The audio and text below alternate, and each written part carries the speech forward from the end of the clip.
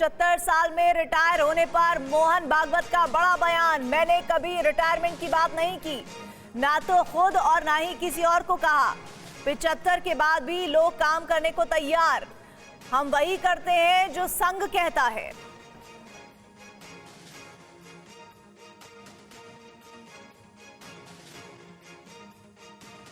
This is not for retirement of anybody or myself. We are ready to retire any time in the life, and we are ready to work as long as Sangha wants us to work. That is the thing. This is not for retirement of anybody or myself. We are ready to retire any time in the life, and we are ready to work as long as Sangha wants us to work. That is the thing. RSS के शताब्दी वर्ष समारोह में बोले Mohan Bhagwat, BJP और संघ में कोई विवाद नहीं है। हमारे बीजेपी सरकार ही नहीं, सभी सरकारों के साथ अच्छे संबंध रहे हैं। संघ सरकार के फैसले नहीं लेता, हम सिर्फ सलाह देते हैं। बीजेपी आरएसएस में मतभेद हो सकते हैं, मनभेद नहीं है। सब कुछ संघ तय करता है, ये पूर्णतः गलत बात है। ये हो ही नहीं सकता, क्योंकि हम इतने दिनों से, मैं 50 साल से शाखा चला रहा हूं, तो कोई शाखा के बारे में मुझे सलाह दे तो मैं एक्सपर्ट हूं। लेकिन वो राज्य चला रहे अनेक वर्षों से, तो राज्य के बारे में एक्सपर्ट वो है। मेरी एक्सपर्टाइज वो जानता है, उसकी एक्सपर्टाइज मैं जानता हूं। तो इस मामले में सलाह तो दे सकते हैं, सलाह तो दे सकते हैं, क्यों, देखने से भी सीखते हैं लोग। परंतु डिसीजन तो उस फील्ड में उनका है, इस फील्ड में हमारा है। इसलिए हम तय नहीं करते। हम तय करते इतना समय लगता क्या?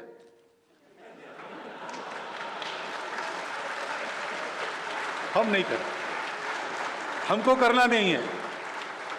टेक योर टाइम, हमको कुछ कहना नहीं। और आरएसएस प्रमुख ने बिगड़ते डेमोग्राफी पर भी चिंता जताई है। उन्होंने कहा कि डेमोग्राफी बदलने का परिणाम बंटवारा था। डेमोग्राफी असंतुलन की वजह धर्मांतरण है। लालच से धर्मांतरण को रोकना होगा। सभी भारतीय नागरिकों को 3 बच्चे पैदा करने पर विचार करना चाहिए। घूसपैठ पर रोक लगनी चाहिए। उन्होंने कहा कि सरकार अवैध घूसपैठ रोकने की कोशिश कर रही है, लेकिन समाज को भी अपनी भूमिका निभानी होगी। डेमोग्राफी की चिंता होती है, और होने का कारण है कि डेमोग्राफी बदलती है तो उसके कुछ परिणाम निकलते हैं। देश का विभाजन एक परिणाम है। मैं केवल भारत की बात नहीं कर रहा हूँ, टिमोर हो गया इंडोनेशिया में। सर्वत्र सब देशों में डेमोग्राफिक इम्बैलेंस की चिंता रहती है। लेकिन ये चिंता भी क्यों उत्पन्न होती है कि संख्या से ज़्यादा इरादा क्या है, इसके बारे में शंका रहती है मन में। रिलीजन अपना अपना चॉइस है, जिनको जिस रिलीजन में जाना है, जबरदस्ती गए, वापस आना चाहते हैं, आओ, अपने मन से आओ, लोभ लालच जबरदस्ती नहीं। लेकिन ये होता है, तो इसको रोकना, ये करना पड़ेगा। दूसरी बात है घुसपैठ। तो ये ठीक है कि हमारा डीएनए सबका एक है, लेकिन व्यवस्थाएं होती है। अब यूरोप में भी 3-3 देश, 4-4 देश ऐसे हैं जो समान एंसेस्ट्री रखते हैं, लेकिन देश एक व्यवस्था है, उसकी सीमा होती है, उसमें आना जाना। आप पूछते हो घुसपैठियों को रोकना सही है क्या? मैं कहता हूं अगर डीएनए एक है तो परमिशन लेके आना गलत है क्या? परमिशन लेके आना चाहिए ना। परमिशन नहीं मिलती तो नहीं आना चाहिए। दुनिया में सब शास्त्र कहते हैं, विज्ञान, कि जन्मदर 3 से कम जिनका होता है वो धीरे धीरे लुप्त हो जाते हैं। तो 3 से ऊपर मेंटेन करना चाहिए। सब देशों में ऐसा होता है, सब समाज ऐसा करते हैं। अपने देश की पॉलिसी है, पॉपुलेशन पॉलिसी, वो 2.1 रिकमेंड करती है। अब वो देश का एवरेज 2.1, ये तो ठीक है, लेकिन संतान होती है तो 0.1 संतान कभी होती नहीं। गणित में 2.1 का 2 होता है, लेकिन मनुष्य के जन्म में 2 के बाद 0.1 होता नहीं ना, 3 ही होता है, इसलिए 2.1 मीन्स 3। तो भारतवर्ष के प्रत्येक नागरिक ने यह देखना चाहिए कि अपने घर में 3 होने चाहिए। ये देश की दृष्टि से कह रहा हूं। दूसरा, एक कंसर्न भी है, जनसंख्या एक एसेट है, बोझ भी हो सकता है, कल खिलाना पड़ेगा ना सबको, तो उसी के लिए पॉपुलेशन पॉलिसी रिकमेंड करती है। तो दोनों तरफ से जनसंख्या नियंत्रित रहे और जनसंख्या पर्याप्त रहे, तो 3 होने चाहिए, 3 से बहुत ज्यादा आगे बढ़ना नहीं चाहिए, उनकी परवरिश वगैरह ठीक होने की दृष्टि से। ये सब लोगों ने स्वीकार करने वाली बात है। जन्म दर कम होने की बात है तो वो सबका कम हो रहा है। हिंदुओं का पहले से कम था तो ज्यादा कम हो रहा है, बाकी लोगों का उतना कम नहीं हो रहा था, तो आज उनका ज्यादा दिखता है, लेकिन उनका भी कम हो रहा है। प्रकृति ऐसा करती है, संसाधन कम है, जनसंख्या ज्यादा हुई तो प्रकृति में ऐसा कुछ होता है। तो इसका संदेश लेके सब लोगों ने 3 से कम नहीं करना और 3 से आगे करना, इसके लिए नई पीढ़ी को तैयार करना चाहिए।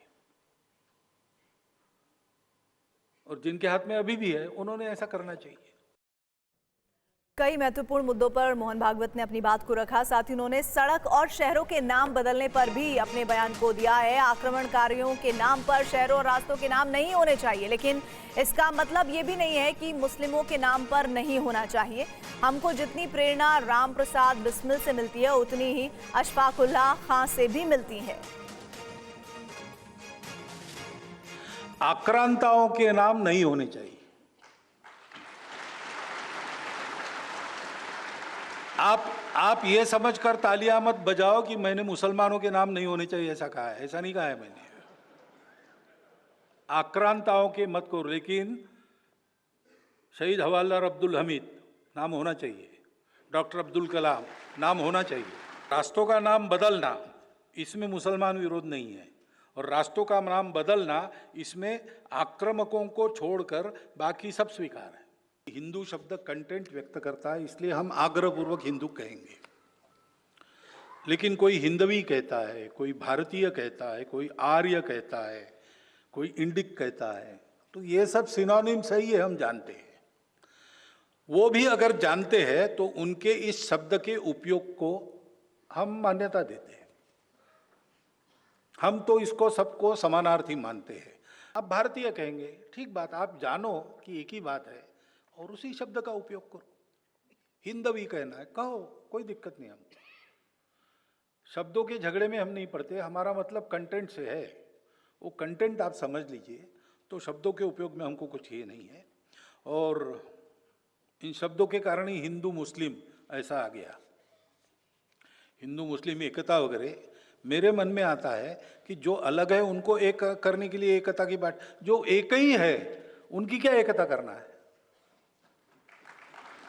क्या बदला है? कि पूजा बदली है और क्या बदला है?